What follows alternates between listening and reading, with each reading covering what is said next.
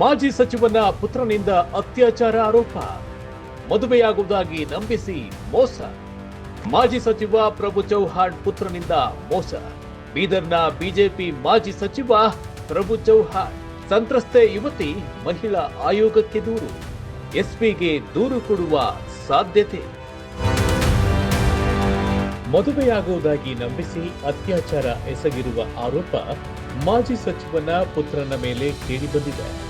ಬಿಜೆಪಿಯ ಮಾಜಿ ಸಚಿವ ಪ್ರಭು ಚೌಹಾಣ್ ರವರ ಪುತ್ರ ಪ್ರತೀಕ್ ಚೌಹಾಣ್ ವಿರುದ್ಧ ಸಂತ್ರಸ್ತೆ ಯುವತಿ ಮಹಿಳಾ ಆಯೋಗಕ್ಕೆ ದೂರು ನೀಡಿದ್ದಾರೆ. ಮಹಿಳಾ ಆಯೋಗದ ನಂತರ ಎಸ್ಪಿಯವರಿಗೂ ದೂರು ನೀಡಲು ಮುಂದಾಗಿದ್ದಾರೆ.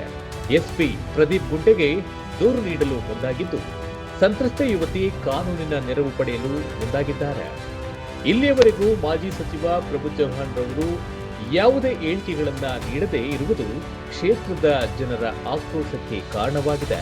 ಪ್ರತೀಕ್ ಚೌಹಾಣ್ ಸಹ ಈ ಬಗ್ಗೆ ಮೌನ ವಹಿಸಿದ್ದು, ಪೊಲೀಸರು ಪ್ರತೀಕ್ನನ್ನ ಬಂಧಿಸುವ ಸಾಧ್ಯತೆ ಇದೆ ಎಂದು ಹೇಳಲಾಗುತ್ತಿದೆ.